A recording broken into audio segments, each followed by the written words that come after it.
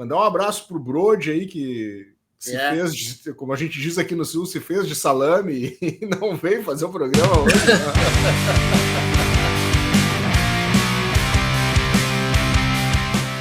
Você está ouvindo Redação Desconecta.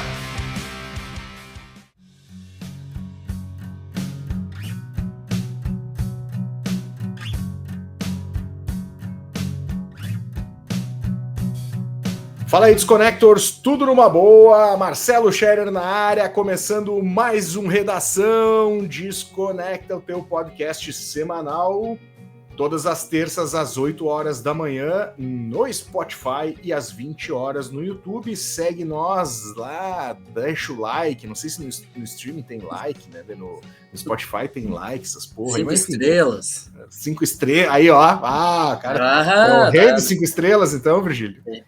Tem que ter umas estrelinhas, né? Alguma coisa tem que ter, né? É isso aí.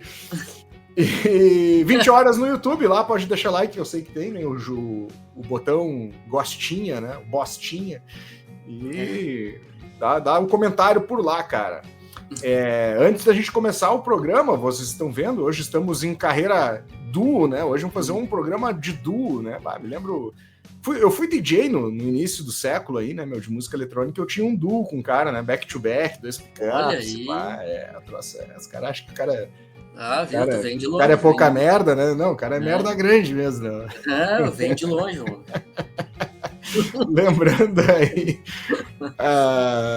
patrocínio por aqui, cara. Vlut, o novo clube de discos de vinil feito para você. Acesse www.vlut.com.br, faça seu perfil e escolha o seu plano. E a barbada da Vlut é a seguinte, cara, lá tu pode escolher, né, quando tu faz o teu perfil, tu diz lá no perfil o que tu gosta, o que tu não gosta, teu estilo de som favorito, teu estilo de som que tu não gosta mesmo, odeia, discos se você quer alguma coisa em especial, ou discos que você não quer receber, pois já tem na sua coleção. Enfim, é um clube de disco aí bem completo e diferenciado justamente por você fazer um filtro aí, né, no que vai receber, ao invés de contar única e exclusivamente com a curadoria do clube, você faz aí um pré-filtro e isso ajuda bastante a receber itens legais para sua coleção. Pois bem, como vocês estão vendo aí, hoje eu e meu amigo Virgílio Migliavaca chegando. Quanto tempo eu não te vejo, hein? Acho que um mês, mais ou menos, da última. Salve aí, né? Vamos ter que fazer uma noite aí para ver umas bandas underground aí, né? Pois é, né? Faz horas, né? Faz horas.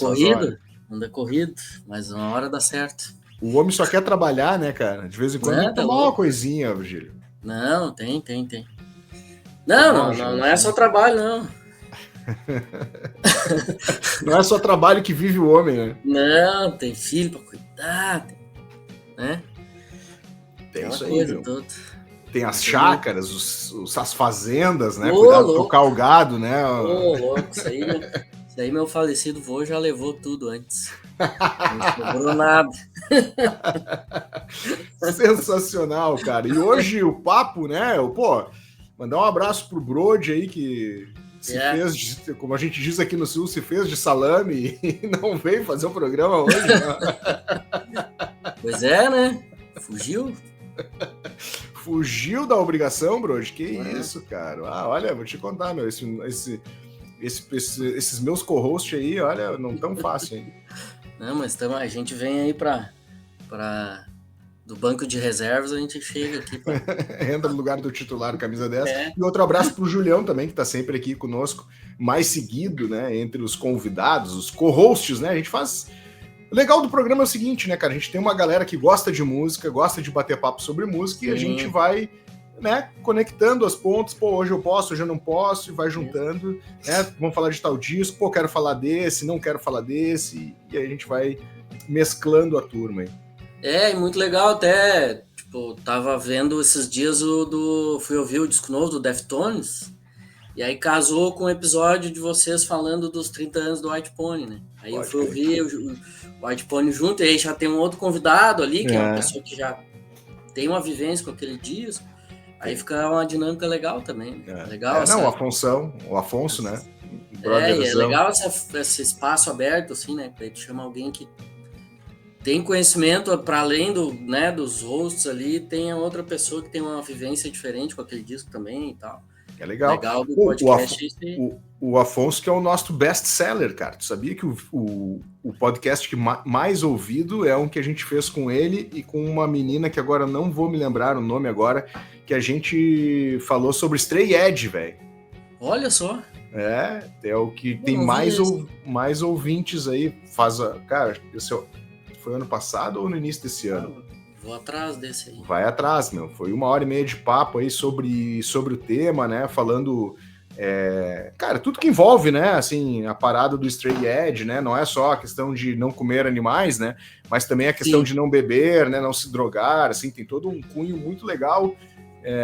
Uma parada bem cabeça, assim, né? Para uma galera que começou lá com os caras do Fugazi, né? Aquela galera daquela turma ali de Washington ali, que começaram a ir. Eles eram muito piá, queriam entrar nas festas, não podiam beber, aí desenharam os xizinhos, convenceram o dono do bar que tinha uma marca, né? A gente tem uma pulseirinha. Sim, para não saber que não podia vender para eles, né? Exatamente. E aí começou a parada. Muito legal, cara. Muito legal. O Fugazi tem uma história incrível, né?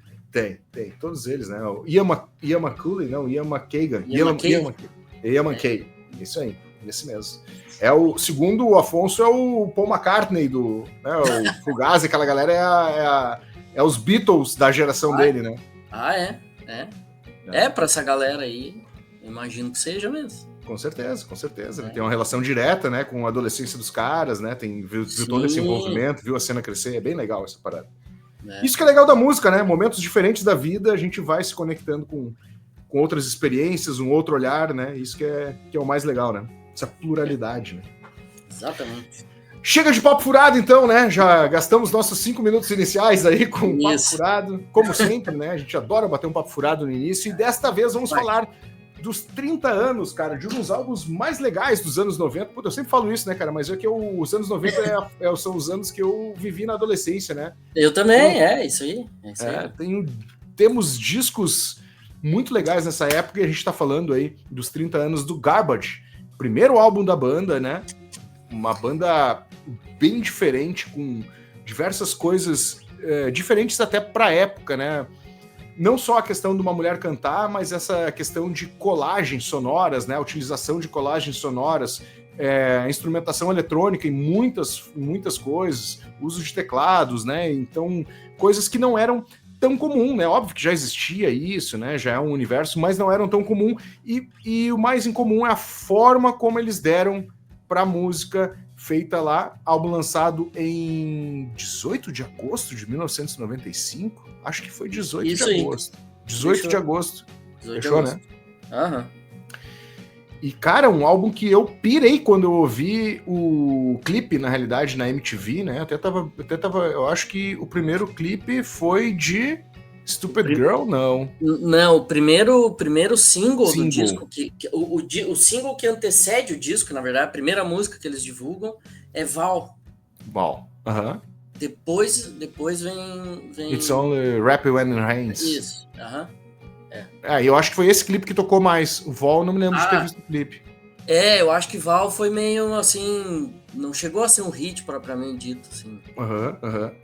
E o clipe, foi a música que apresentou a banda, assim, mas não foi hit. Exatamente. Isso. E eu acho que não tinha clipe também, né? Eu acho que o primeiro clipe foi o de Only Happy When It Rains. Eu só fico feliz quando chove, né? Ou quando está chovendo, né? Uma coisa meio depressiva, né? Que na real, cara, que na real até tava... Tem um podcast muito legal do cara lá do... Eu não sei se tu conhece o cara aquela banda inglesa, The Charlatans. Claro. Ele é o Tim Burgess. Ele tem um podcast, Team Listening Party. Aí ele vai convidando os caras, assim, pessoas das bandas e tal, e ele... Tava um tempo a ouvir já, daí como a gente ia gravar aqui, eu ouvi o podcast que ele entrevista a Shirley Manson, né? Que é a vocalista do Garbage. E ela conta, assim, que ela é escocesa, né? E ela conta que, tipo, essa música, ela chegou lá meio pronta já, assim. E ela pensou assim, pô, esses caras não conhecem Jesus e Mary Chain, né? Porque Jesus e Mary Chain tem Happy When It Rains, né? Que é do segundo disco deles. Daí ela disse, pô, os caras não conhecem Jesus e Mary Chain pra sair com essa música aqui, né? Mas eu vou ficar quieto. E aí disse que foi pegar a letra, trabalhou um pouco em cima da letra. Daí a letra mais, sabe, assim, a temática é a mesma, mas a música é bem diferente e tal. Daí ela disse que ficou mais tranquila. Mas é louco, né, cara? Porque ela vem de um lugar que realmente, né, passa esse espírito, né? A Escócia também, né? Chuva, frio, cinza, né? É total Jesus and Mary Chain, aquela turma ali, faz né, muito velho? mais sentido. Faz muito mais sentido pro Jesus and Mary Chain do que pro Garbage. O Garbage, cara, agora eu não tô lembrado, mas eu até vou dar uma colada aqui, cara. Eu não me lembro se eles são de... Eles não são de Los Angeles, né? Não, são de Wisconsin. Isso, eles gravam o disco, inclusive, num estúdio... Smart Studios, Madison, Wisconsin. O Smart Studio, que era o estúdio do Butch Vig, que para quem não está ligando o nome à pessoa, foi produtor famosíssimo aí do Nevermind, do Nirvana, né? Inclusive, uma das coisas legais que eu estava lendo referente a quando a gente estava fazendo a pesquisa para esse programa, foi que eles mandaram as demo tapes do Garbage sem falar do histórico do Butch Vig. Tipo assim, mandaram e não falavam nada da banda, assim, não tinha uma biografia da banda, tá ligado? Só largaram. Eu acho muito legal esse lance do Garbage, disso aí que tu falou, porque assim, eles, nessa entrevista ela fala também, que eles em determinado momento, porque assim, são 3 produtores, né? Ele, o Steve Marks e o Duke Erickson, né? Os 3 caras da banda. O Butch Vig fica na bateria Steve e os outros 2 são guitarristas. Eles gravam o baixo também, mas sempre tem um baixista contratado, né? Pra tocar. Sim, pra tocar ao vivo, né? E aí, cara, eles... eles... Era uma coisa assim que eles iam... A ideia inicial era chamar várias pessoas pra cantar. Ia ser um lance meio de projeto paralelo, sabe? Aquelas coisas assim que tu grava o disco, mas nem promove. Fica lá, cai no esquecimento e tal. Não ia ser uma banda propriamente dita, né? Porque isso é bem coisa de projeto paralelo lá. Chama um vocalista pra cada música, né? E aí, eu acho que casa um pouco com isso que tu falou, né? Deles não quererem nem botar o nome deles, assim, na divulgação do projeto e tal. Porque eles queriam... Acho que em um determinado momento eles viram, assim, que não, isso aqui daqui a pouco dá pra ser uma banda... Tem potencial pra ser uma banda de verdade, a gente sai em turnê e botar, né? Tem música com potencial pra tocar na rádio e tudo mais, né? E aí eu acho que eles mudam o foco, assim, não, vamos promover e tal. Mas aí a figura central não são eles, né? Apesar deles serem as pessoas famosas naquela época. O Butch Vig, principalmente, né? Vindo do Nevermind, do Smashing Pumpkins, do Simon's Dream, o Sev, um monte de gente, né? Ele gravava, né? Então, era o natural de botar ele ali, né? Pra fazer essa imagem. Mas não, eles resolveram ficar meio na empolha, assim. Low profile total. Isso aí foi legal, né? Porque... Foi. Poderia aproveitar, né, do nome que eles já tinham no mercado e se posicionar como uma banda deles, né? Assim, e ganhar muito mais visibilidade inicialmente. Eu acho que a longo prazo não ia contar a favor deles isso, né? Porque ia ficar com essa cara, assim, o projeto paralelo do produtor lá e tal. Ficou muito com cara de banda, assim. E é muito louco pensar, porque... olha a responsa da Shirley Manson, né? Porque ela é escocesa, né? Então, eles descobrem ela num clipe da banda que ela tinha, Angel Fish, né? Isso. Um deles viu na MTV o clipe. Eu acho que era um programa de TV, cara. 120 minutos, isso. Aquele, como é que é? 120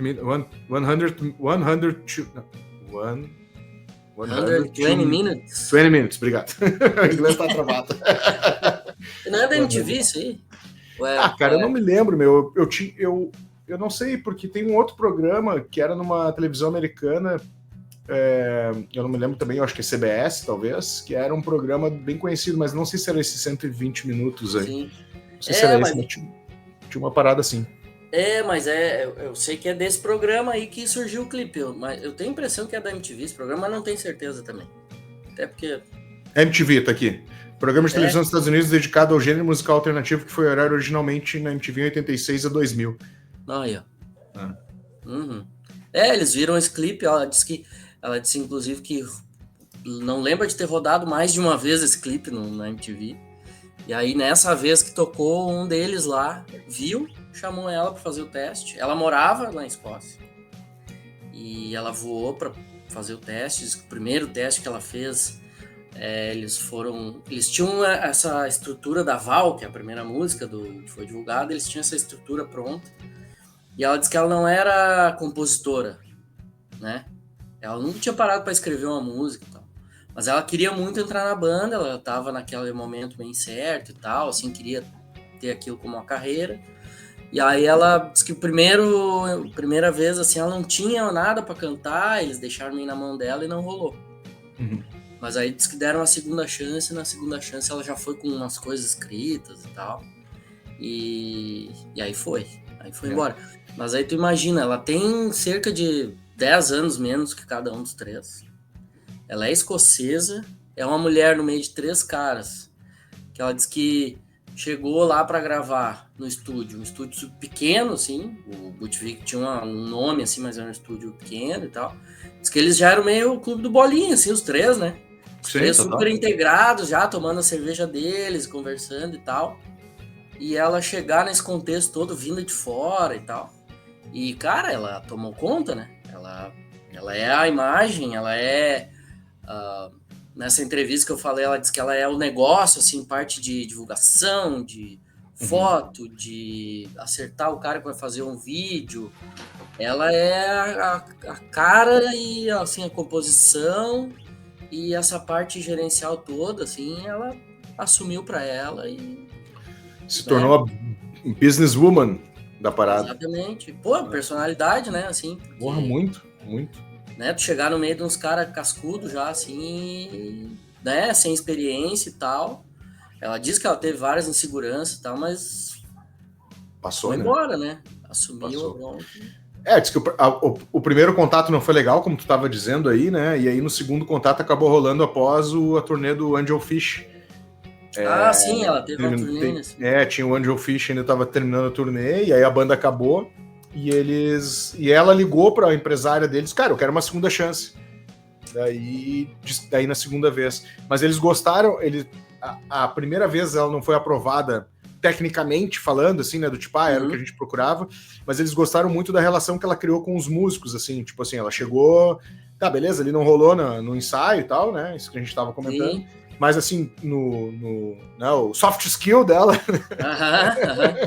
soft sim. skill dela, disse que, cara, ela se enturmou pra caralho com os caras, começou a tomar cerveja, tomou conta da banda, e eu acho que é isso aí que ela meio que tomou conta direto, assim, desde o início, né, cara.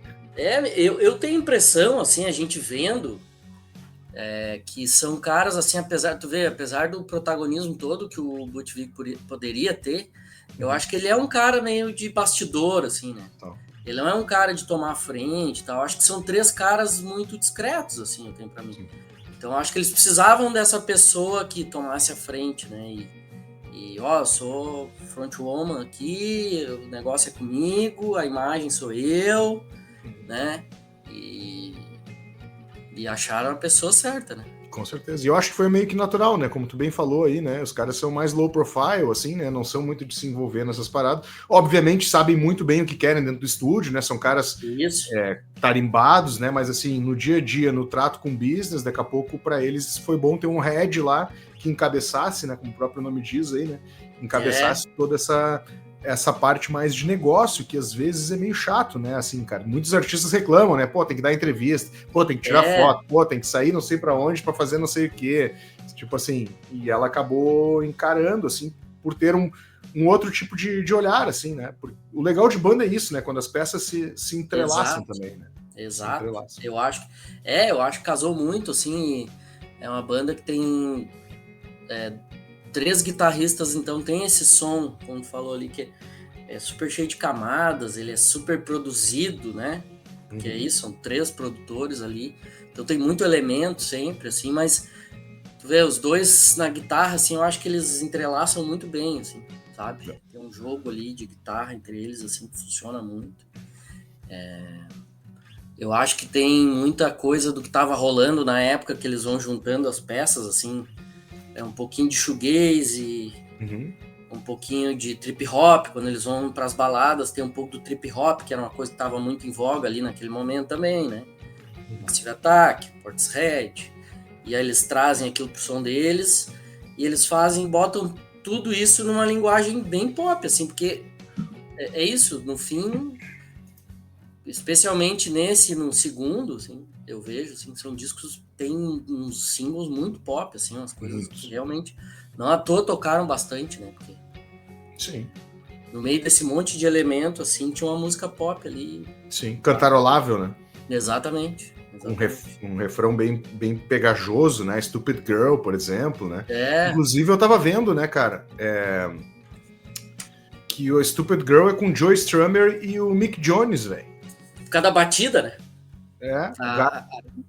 Aqui tá como criadores das músicas o Garbage, o Joe Strummer e o Mick Jones. É porque assim eles botaram a bateria de Train Vane, né? Ah, pode crer. E aí ficou. O loop de Train Vane. Se tu pegar. Exato, se tu pegar esse e o da Stupid Girl, é exatamente igual. E eles. Tanto é que eles já, assim, tipo, não sei se teve uma consulta prévia e tal, mas desde o início, não precisou ter aquele lance de processo nem nada, eles já acreditam no disco, né? Sim. No lançamento do disco eles já estão creditados, né? Muito interessante isso, cara. Eu não tinha prestado atenção nisso, velho. Tu sabe que eu fui, quando eu tava lendo agora aqui a ficha técnica aqui do álbum, que me caiu a ficha, e quando tu falou, claro, óbvio que é Train Vane, né? Total. Train Vane total. É o loopzão, e eles usam outros loops aqui, em Queer, por exemplo, né? Eles usam Man of Strauss, do Single Gun Theory, que é uma banda meio lado B, assim, digamos assim. Ah, sim. E a outra também, que é uma banda também lado B, que é Headless Chickens. São bandas que, fora o The Clash, né, que é mais conhecida, né? Sim. Porque era uma coisa ali... Imagina, nos anos 90, tava toda essa cultura... Já vinha de antes, né? Do hip hop ali, do sample e tal. Mas eu acho que caiu no gosto popular, né? Na música pop, né? Exatamente. E eles já foram, assim, claro, não é aquela coisa assim, não é o De La Soul, que é aquele monte de colagem, né? Mas eles vão usando algumas coisas, assim, em cima das bases que eles mesmos vão criando. E vão inserindo algumas coisas, assim, sem ser muito óbvio. Essa da Stupid Girl é a mais óbvia mesmo. Assim. Sim. E tu... Cara, eu tava lendo também na história, agora a gente tava falando sobre a entrada da Shirley Manson, né? Ela não conhece, quando a empresária deles, do trio, né? Do trio aí, do Steve Marker e do Duck Erickson, ligaram pra ela não sabia quem era o Butch Vig, cara. Ah, pô, olha só. Ela não sabia, daí que ela disse, cara, tá ligado, Nevermind, do Nirvana, pá? Então, ele é o produtor, então a gente teve que dar um carteiraço na mina. Cara, tu vê, né, porque, tipo, isso é 95, 94, né?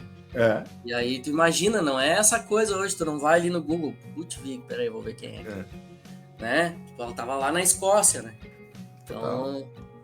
Claro, ela sabia o que era o Nevermind, né? Claro, mas justamente porque eu acho que pegou a geração dela, porque eu acho que ela tinha 20 e poucos anos, né, nessa idade, por aí, então, assim, como tu falou, né, ela é a mais nova deles, então, assim, a ligação dela com a relação de entender a ficha técnica, buscar essas informações, é diferente da geração anterior, que era deles, né, que estava muito ligado, e eles eram produtores, então essa conexão com a ficha técnica, eles tinham muito mais do que ela, né, ela era uma menina, podemos dizer assim, né, uma jovem adulta que estava entrando na carreira musical, né? Cara, sabe que assim, eu fui, eles fizeram a turnê no Brasil em março, né? Eu fui ver o show deles em Curitiba, né? Tem texto lá no site até. E, cara, eu tava pensando, assim, na época eu fui ouvir mais, assim, de novo, relembrar algumas coisas, né? Antes do show. E tava vendo, assim, que eu descobri eles com o segundo disco, que é o... Version 2. Que é esse aqui. Esse aí eu já não curti tanto. Não ouvi tanto, na real. Não é nem curti. Cara, como eu descobri eles no segundo disco, que é 98, eu era um moleque ali, 13 anos e tal, depois que eu fui atrás do primeiro, né? Pode crer. Eu ouvi o segundo, porque eu ouvia na rádio lá, Push It, e fui atrás do CD e tal, e daí depois fui atrás do primeiro. Mas cara, tu pensar na história dela hoje, assim, como ela entrou na banda e tal. Eu era um molequinho lá ouvindo isso aí e, cara, pra mim, assim, rock, quando tá começando a ouvir, tem as mulheres lá, mas é um universo, infelizmente, Muito predominantemente masculino. E eu acho que ela foi... Eu botei até num post que eu fiz lá do show, assim, que ela foi a minha primeira heroína, assim, do rock. E, tipo, claro, tem Pat Smith antes, tem... um monte de gente. Joan Jett. Jett. Tem infinitas, né? Referências aí, né? Mas ela é o que nós estávamos falando antes, né? Do Fugazi, né? Que são os Beatles daquela geração. Pode crer. Ela era, sabe, a roqueira, assim, que mais representava, assim, pra mim, no que eu tava ouvindo e tal. Era a banda com vocal feminino que eu mais gostava. E eu nem tava tão ligado, assim, na história, na época. Só ouvia, né? Não ficava... E aí tu vai ver esse contexto todo de como ela entrou, como ela se portou ali. E ela até hoje, assim, ela é uma artista, assim, eles lançaram um disco esse ano, né, novo. Uhum. E ela é sempre muito aberta, assim, com as questões da vida dela, do fato de ser uma mulher no ambiente masculino, né, sobre como é ser uma mulher na indústria. Então, conforme tu vai conhecendo ela, assim, a história da banda e ela e tal, a admiração só aumenta mais, né? Com certeza. Então, acho que muitas coisas ali... Ninguém quer ser especialista de nada, mas, tipo assim, ela fala muito sobre feminismo. Então, daqui a pouco, o moleque tá ouvindo lá com 13 anos, começa a entender um pouco, sabe? Começa a... né? Sim. Aí, né? Olha que legal isso aqui e tal, e, né? Tudo vai te acrescentando na vida, né? Eu acho que com certeza. Ela teve esse papel, por exemplo, assim, de ser a primeira que eu ouvi que era uma mulher muito foda, assim. Depois só vai, né? Ela alcançou também uma multidão grande, né, meu, assim, né, porque na mesma época, isso que é legal também, né, porque ela também faz parte de uma conjuntura, apesar de estar no outro lado, né, no outro lado do oceano, tinha uma conjuntura rolando muito forte do feminismo, que é a segunda leva das Riot Girls, né, que é o Hole, né, que é da mulher do Kurt Cobain, como é que era o nome dela? Courtney Love, e tinha umas outras bandas de Washington ali, o próprio L7, que era da Califórnia, mas tinha umas outras bandas de Washington ali que falavam muito sobre isso, assim, né? Inclusive a primeira namorada do Kurt era baterista de uma dessas bandas, tá ligado? E ela meio que tirava o Kurt Cobain porque ela, como ela era feminista, ela não podia ter namorado, tá ligado? Tipo assim, né? Tinha... Claro, adolescente, né, meu? Então, outra cabeça também, né? Então, tipo assim, né? Era incompatível uma feminista ter um namorado, entendeu?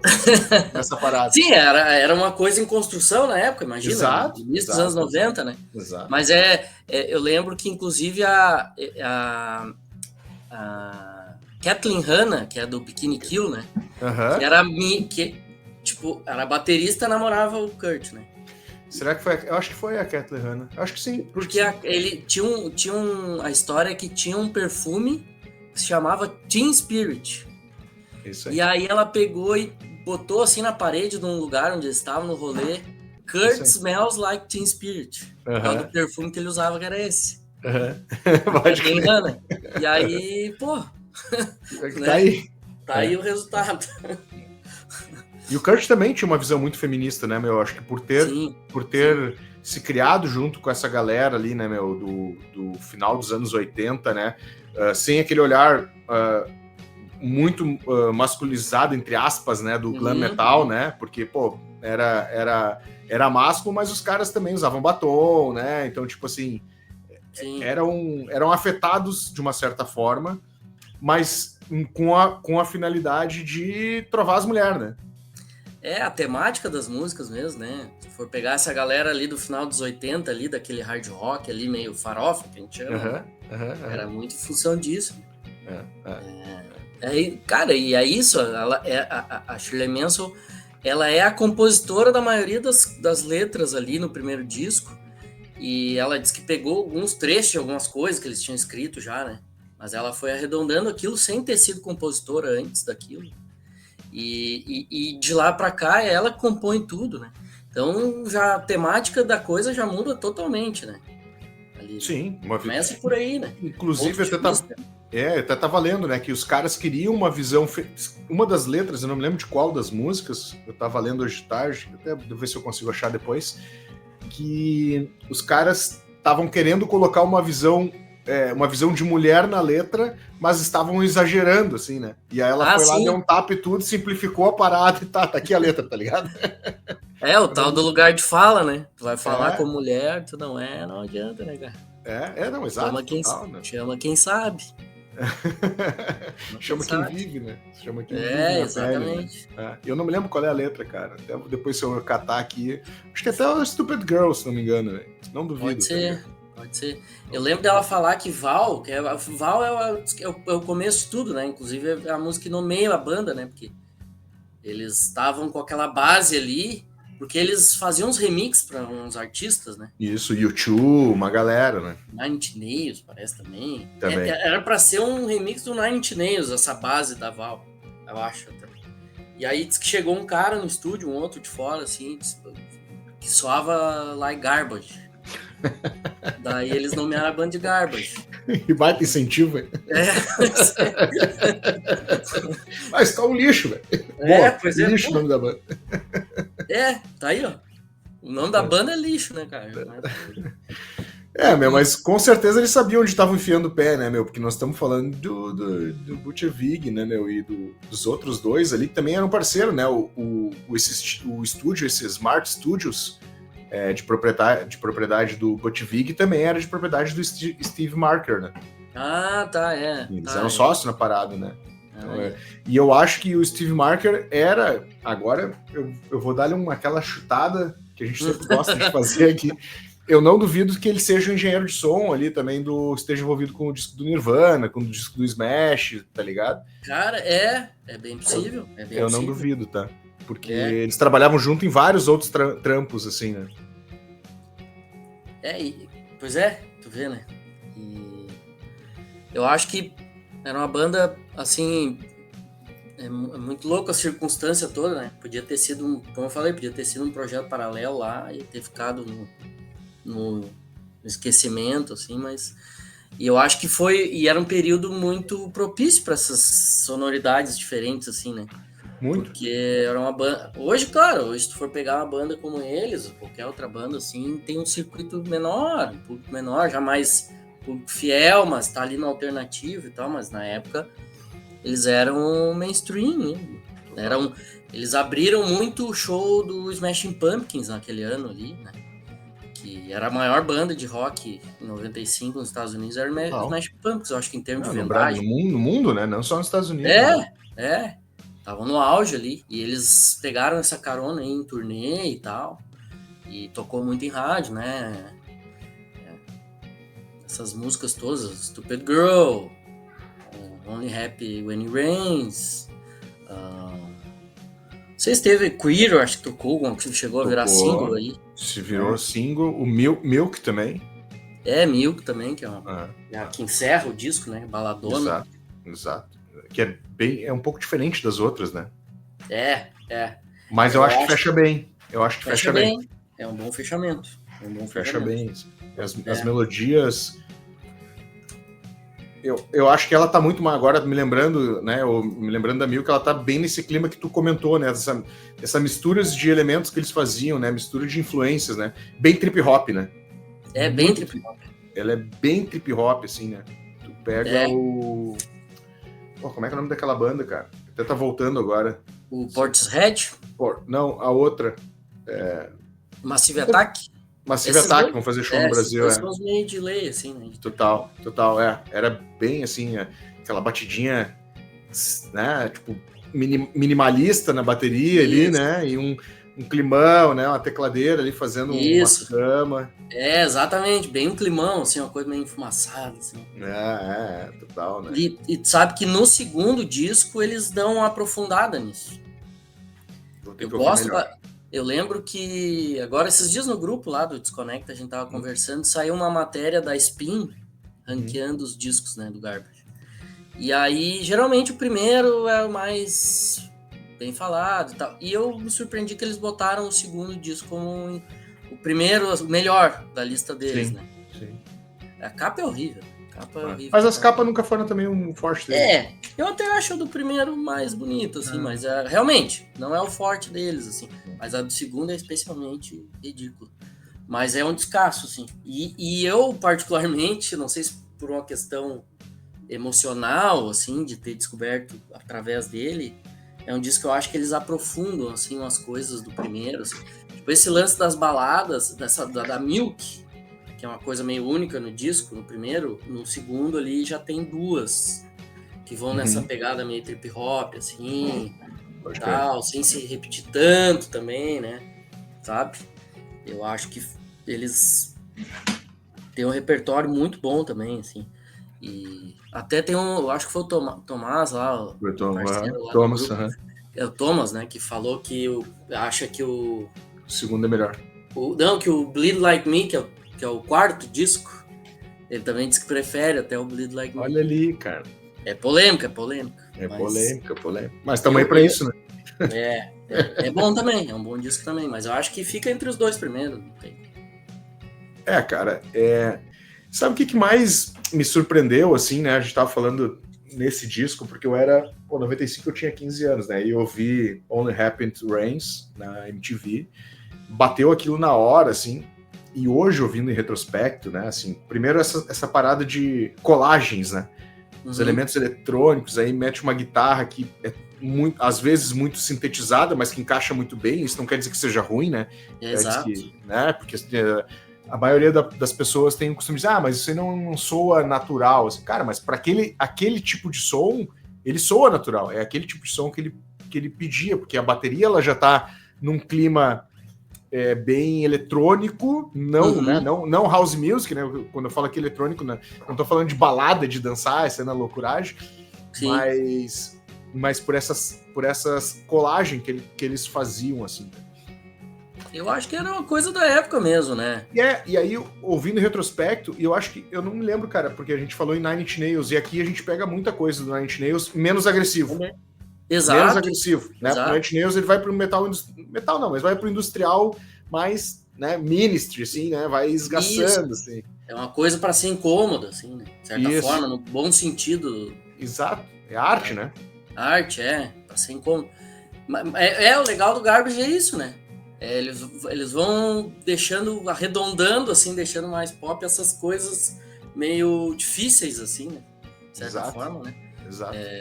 Esse monte de elementos, esse monte de coisa, eles vão deixando aquilo mais palatável, assim, mais... Né? Isso, e são camadas, né? E eles trabalham não só com camadas, mas esses lances das colagens, eu fico imaginando o processo criativo desses loucos, né? Porque... Cara, se com bateria, guitarra e baixo já é difícil os caras se acertar, agora tu imagina tu botar, né, tipo, os caras são puta velha do estúdio, então eles vão lá, né, vou botar um take disso aqui, vou colar com isso aqui, vou meter um puta de um efeito nessa parada, nessa guita aqui, quando vê tu tá com um monte de colagem musical e entrega. Como é que tu organiza isso, né? Inclusive tem relatos deles nesse disco que eles entravam por uma jam, alguém chegava com um riff ou com uma levada, e eles saíam daquela música e entregavam outra no final, tá ligado? Eu fico imaginando que o processo era esquizofrênico mesmo, tá ligado? Vai enfiando um monte de coisa ali dentro, né? E era uma época de descobertas, né, velho, assim, de estúdio, né? Assim, a capacidade do estúdio, do hardware, né? Começava a se expandir pro software, né? Então, assim... muitas das coisas foram eu diria até meio que não revolucionárias, mas inventivas, assim, né? Foi um próximo muito deles ali, né? De fazer essa busca. Tanto que, né? As coisas de eletrônico mesmo acabaram culminando no final do século com o Key Computer, né? Tu imagina a loucura, né? 2 anos depois só, né? Que chegou. Ou mais, né? Acho que foi 98 ou 99 o Key Computer. Não, 97. 97, 97, 97. Eu já imaginei que era 99. Mas 2 anos depois. Né? E é o disco dos mais celebrados, assim, muito mais que o próprio Garbage, assim, né? Então, já tinha eles ali experimentando em cima da tecnologia, da música. E era uma coisa... alguém tinha que fazer, né? Alguém tinha que fazer.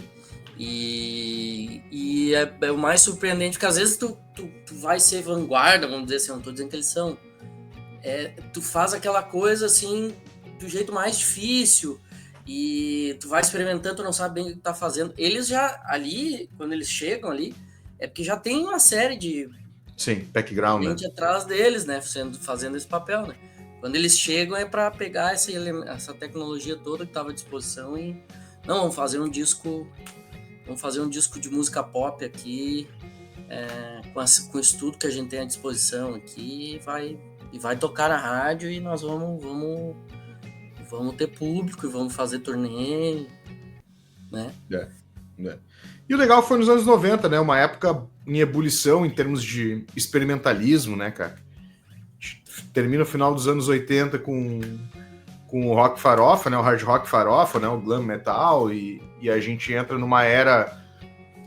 inclusive, o Butch Vig estava meio de saco cheio de entrar no estúdio com as bandas e gravar discos longos, no sentido de tá, senta aqui, vamos tocar bateria agora, teus takes, vamos fazer a bateria. Então, assim, ele queria experimentar mais, assim. Exato. Isso foi uma das razões dele montar o Garbage, assim, né, com o Erickson e com o Marker, né, que ele já tá meio de saco cheio dessa produção de banda, assim, né, senta lá, vamos tocar bateria, tá, agora vamos pro take do baixo, agora vamos pra guitarra, tá, agora vamos pro vocal, tá? Tipo assim, Sim. processo normal, né. Ortodoxo, vamos dizer assim, mais de gravar clássico, um né? disco de rock básico, né? Isso.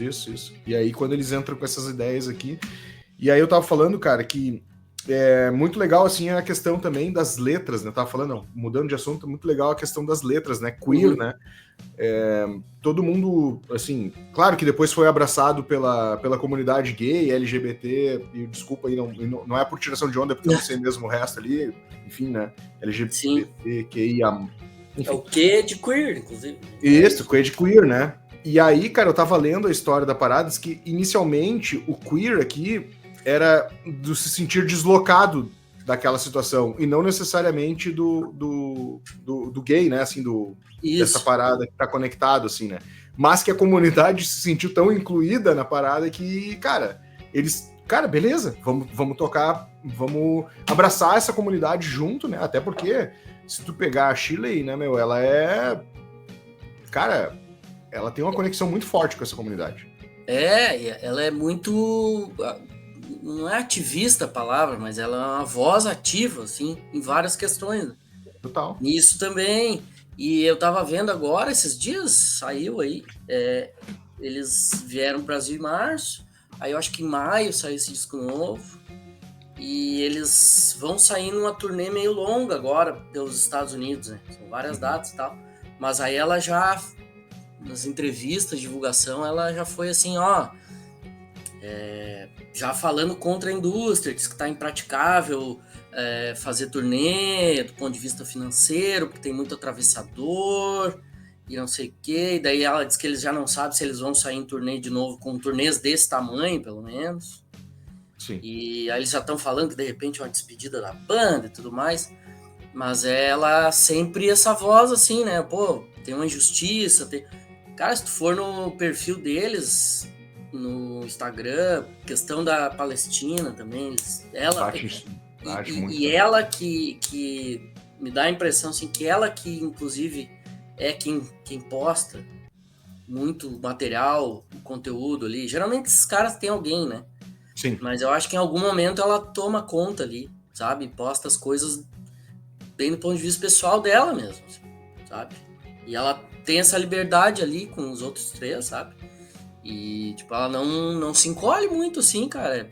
Qualquer assunto que vier, ela não abre mão de falar, assim. Não, é isso aí. Hoje ela já tá... Ela fala muito já sobre envelhecer sendo uma mulher, né? Dentro da indústria, sendo vocalista de uma banda de rock e tal também. Ó. É um assunto que eu já vejo que em algumas entrevistas ela já começa a tocar também nesse assunto e tal. Então, é importantíssimo, assim, porque a mulher, além de tudo, ainda tem essa parada da jovialidade, né? Da beleza da jovialidade, né? E eu acho que isso ela toca muito bem, assim, no assunto, né, cara? Do tipo, cara, todas nós, né, no caso delas, ali vamos envelhecer, né? A gente não vai ser jovem para sempre, né, meu? E é muito legal esse lance do etarismo, assim, né? Porque a mulher, ela tem que estar intacta, né? Como se a mulher tivesse que... A mulher tem que ficar fazendo 300 agachamentos por dia para ficar com a bunda redonda, com o rabão, e não pode envelhecer. Tem que passar quilos e quilos de maquiagem. Então, assim, ela luta contra esse preconceito mesmo, assim, né? Que a sociedade tem de forma geral, né? E ela levanta essa bandeira. Eu já vi isso recentemente. É um troço que ela... Agora, o que me instiga muito é ela não ter lançado um disco solo, ou ela já lançou e eu que perdi. Não, eu acho que em algum momento é porque o que acontece, né? O Garbage lança 4 discos, né? E aí eles entram no hiato. Isso. E aí eu acho que fica uns... Olha, não sei se chega a ficar 10 anos, mas no mínimo uns 8 anos eles ficam parados, né? E eu acho que nesse período se cogitou, de repente ela deve ter cogitado alguma coisa, mas não saiu, ela não tem nada solo. Pois é, porque 10 anos são 10 anos, né, meu? Pô, é bastante tempo, né? Garbage. Eles lançam... 95, 98, 2001, 2005, Bleed Like Me. Depois vão lançar... não chegou a 10 anos. Foi 2012, eles lançaram Not Your Kind of People. Isso, que daí já é a volta deles. Uns 7 anos, né? Eles, contando o turnê do Bleed Like Me, eles devem ter ficado uns 6 anos parados, de repente. De repente não... porque aí tem a turnê, como tu falou, né? Até acho que mais, né? Porque normalmente a turnê demora uns 2 anos aí. 5, 6 anos. Hoje talvez seja uma eternidade, né? Mas, né? 6 anos sem lançar nada, né? Mas teve um momento que, o Metallica ficou um tempão sem lançar nada, né, meu? Depois do Black Album, né? Que é da mesma geração, não, mas que lançou um álbum de tamanho mundial em 92, 91, né? 91 com Black Album, né? O Red Hot também ficou um tempo depois do Bloody Sugar Sexy Magic, né? Que eu acho que depois foi aquele que o Dave Navarro tocou, né? Isso.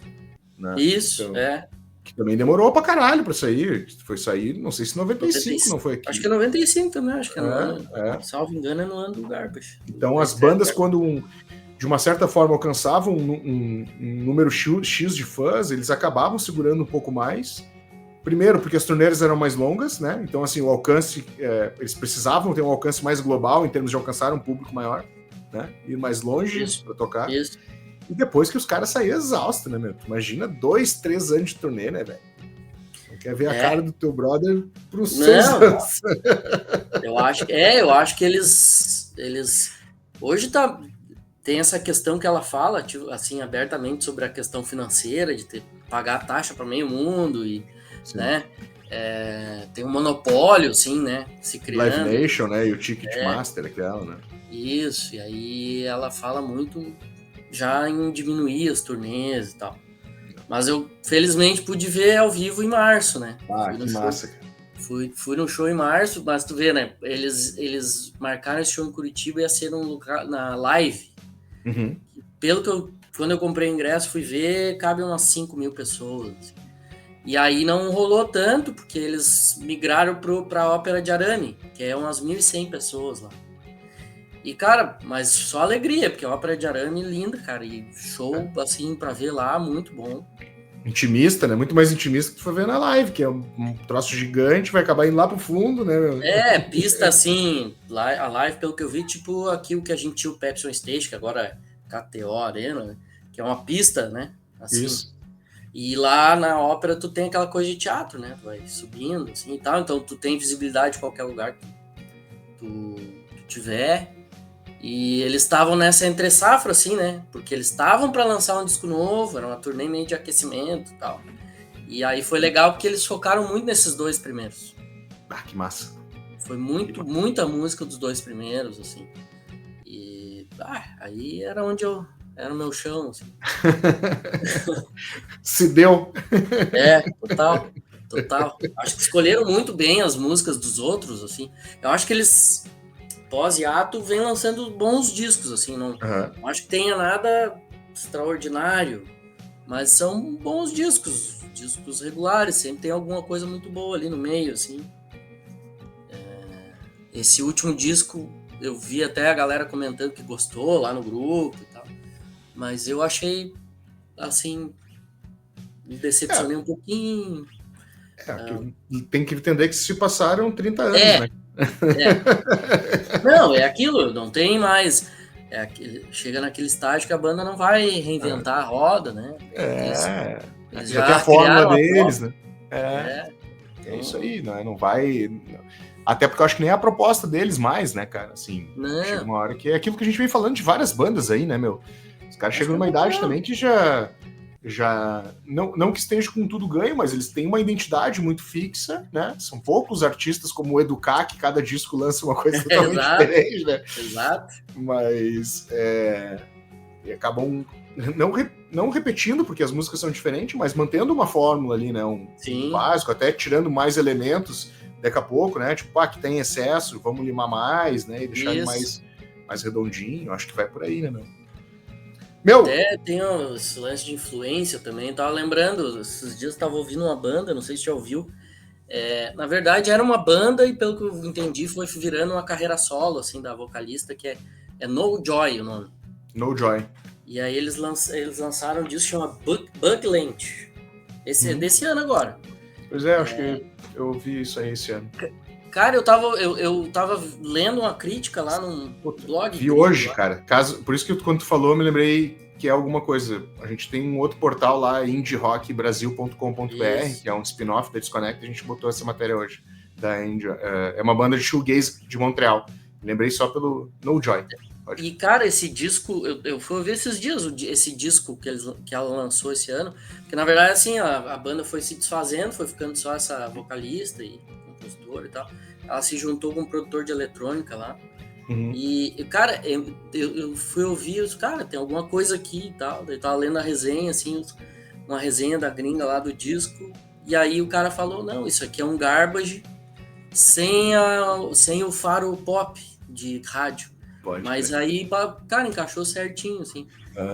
Eu achei muito garbage. Esse disco em particular, assim. Sim. Então, quem gosta de garbage, eu acho que é uma boa pedida até pra ouvir esse ano. Esse disco aí, Bugland. Massa. No Joy é o nome da banda. Isso aí. Que demais, cara. Vamos finalizando o programa, mas vamos fazer um... Lembra das músicas de cabeça, cara? Eu tenho várias que eu amo aqui, cara. Eu também. Vi essa semana pra falar do coisa e não consegui tirar a porra do ouvido, cara. Sabe que eu fui botar ele pra tocar e eu fui pulando, assim, tem umas que, cara, já tá gravado, eu não preciso ouvir Only Happy When It Rains. As três primeiras, né? Super Vixen, a Queer e Only Happy When It Rains é total, né? Aí vai lá pra 8, que é Stupid Girl, também não preciso ouvir. Claro, eu adoro ouvir ao vivo, eu vi os caras tocando ao vivo, foi demais, assim. Mas, cara, tipo, eu fui até focar nas outras, assim, pra ver se eu relembrava as outras músicas. Tem umas coisas bem sombrias, assim, tipo a 4 ali, que é a primeira não tão manjada, assim, que é a Heaven. Eu acho do caralho, as Heaven is Wild. Tem um groovão que ele vai até o final, né, no baixo, né? Bateria e a bateria é um batistaca mesmo, assim, né? Eu acho que é um pouco... E esse bass, né? Essa combinação dessa bateria com esse bass me lembra um pouco do Nine Inch Nails, que eu tava falando, só que menos estridente, né? Menos... tipo assim, mais... vamos lixar essa aresta aqui, deixar mais redondinho e tal. Mas já é um clima bem mais sombrio, assim, já, né? Não é uma coisa tão... Não é que nem as três primeiras ali, né? Mas tu vê, tem, por exemplo, Fix Me Now, que tá ali, que é a penúltima, é uma música que não sei se virou single ou não é tão... Não tá entre essas super famosas, pelo menos, mas também já é super pop também. Eu acho que ela tem um refrãozão, assim, muito... Poderia ter virado hit, sabe? E não virou. Que tem muita música boa que pode ser hit aqui, né? A própria próxima do As Heaven is Wild, Not My Idea. Not My Idea. Nossa, melodia linda, velho. É verdade. Cara, tem uma melodia linda, meu. Isso aqui daria muito bem pra fazer um acústico MTV, tá ligado? Tu imagina, seria curioso ver eles assim, sem esse monte de... Sem eles estarem soterrados, assim, nesse monte de coisa, né? Total. Ia ser engraçado, assim, ia ser curioso de ver. Ia funcionar, muita coisa ia funcionar. A Stroke of Luck também é meio sombriazona, assim, lentinha. Aquele clima trip hop, pá. Isso, eu acho que ela já... de certa forma, aqui nesse disco tem essa também, né? Struck of Luck. Não é só a Milk que é mais balada, assim, mas... As baladas deles remetem ao trip hop sempre, assim. Mas tem essa antes, né? Tem razão. É que a Milk é mais dramática, assim, né? A melodia dela é mais dramática, né? E mas, a Vô, cara, a Vô eu não me lembrava dela, meu. E, cara, eu botei pra tocar, já veio toda a memória, né? Eu vi isso pra caralho. Cara, eu tô lembrando, assim, deles solando, assim, na hora do show, assim, sabe? Tem um riff muito ganchudo. Era essa palavra que eu tava procurando. É isso aí. É impressionante, né, cara? Esse disco aqui eu ouvi muito, cara. É o que tu falou, né? Vou tentar ouvir as que eu não me lembrava, mas como eu ouvi ele... Como eu sou ouvinte de disco, né? Eu não consigo ouvir, vou ouvir o single, não. Tipo, cara, eu botei aqui pra tocar essa semana e puta, isso aí é tranquilo, já conheço essa. Sim, não, eu também fui, é isso, até as não hits aqui eu fui ouvir só, mas é como tu falou da Val, botei, a música começou a tocar, tá, claro, pô, careca de ouvir isso aqui, sabe? Tipo assim, vem tudo de volta, assim, ao mesmo tempo, assim, tu já vai relembrando, assim. Os dois, pra mim os dois, assim, cara. Eu vou ter que ouvir o Version 2. Eu ouvi na época, mas não me pegou, acho que porque eu fui muito impactado pelo primeiro e o segundo já não me pegou tanto, sabe? Mas eu vou dar uma 24ª chance depois de... ele é uma sequência natural, assim. Eu entendo porque que as pessoas acham o primeiro melhor, porque o segundo é só uma consequência natural, assim. Eu que tenho essa coisa meio sentimental de ter descoberto através do segundo, né? Então, tipo, as músicas ali, pra mim, tipo, I Think I'm Paranoid, tô com a camiseta aqui dela, inclusive. Cara, tem faixas muito boas. Esse é um disco que o cara tem que ouvir do início ao fim. A Dog New Tricks também tem uma melodia muito legal. Não, cara, não... É um álbum que acho que tem várias vezes. Não tem... não vejo, assim, muita barriga no disco, assim, sinceramente. Eu acho que é um álbum liso do início ao fim. Passa lisaço. E já fazemos a recomendação, né, cara? Ouçam esse álbum. Se você é do cara mais tradicional no rock, é um bom álbum para tentar tirar um pouco esse teu lado mais tradicional. E aqui ninguém tá empurrando, né? Ouça, né? Ouça se você quiser, né? Exato. Mas eu acho que é um bom álbum pro cara tentar buscar um outro olhar sobre a música, assim, né? É um álbum que causou muita estranheza na época, mas uma estranheza que a gente tá... O Virgílio aqui falou muito bem, né? Ele é uma estranheza, mas é uma estranheza pop, né? Assim, ele é um álbum... É uma boa porta de entrada, né? Para várias coisas, assim, dentro dessa linha, né? A gente falou de um monte de gente aí, de Nine Inch Nails, por exemplo. Cara, se tu ouvir... Eu fui descobrir o Nine Inch Nails depois do Garbage. E aí fez muito mais sentido, por exemplo. Que é muito mais difícil, né? Muito mais desafiador tu ouvir o Nine Inch Nails. Mas porque eu já tinha aquela bagagem de ter escutado o Garbage com aqueles elementos todos ali. Então já fui com uma bagagenzinha, já ajuda, sabe? É uma coisa que a gente vai construindo, né? Exato. Mas enfim, né? Gosto é que nem... Exato. Gílio, fechamos essa noite então? Show de bola. Aí tá papo, 30 anos aí de Garbage. Antes de encerrar e te passar a palavra, quero lembrar aí do patrocínio da Vlut, novo clube de discos de vinil feito para você. Acesse vlut.com.br, faça seu perfil e escolha seu plano. Massa demais, meu. Demos conta do recado aí. Brody, pode ficar aí, semana que vem não precisa vir, tá? Assumir a titularidade aí do time. Não, Brody. Gílio, valeu pela parceria, meu irmão. Tamo junto sempre. Chamando, eu tô aí. Já vamos se organizar para os próximos. Vamos. Já. Hoje eu falei com ele tá desfalcando, eu falei com o editor-chefe hoje, ele já estamos com a ideia aí. Ó, o homem é bom de ideia, hein? Valeu, a gente se vê semana que vem. Até mais, não esqueçam, terça-feira, 8 horas da manhã no Spotify, às 20 horas no YouTube. Até mais! Até, falou!